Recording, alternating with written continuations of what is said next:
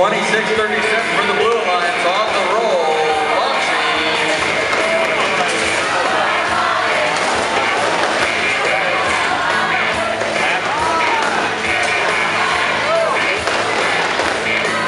Panthers trying to get around. There's the Illuminators going after the ball. There you go. 45-43. The Illuminators with the ball for the Blue Alliance. Setting up for a shot.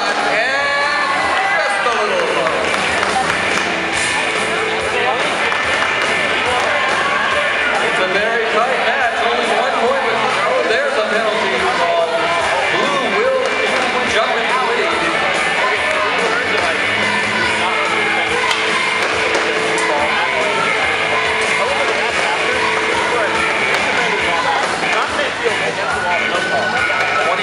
With the ball for the Red Alliance, trying to get around 7:02, 30-45, trying to come into the screen. 45-43, setting up for a shot with the Illuminators.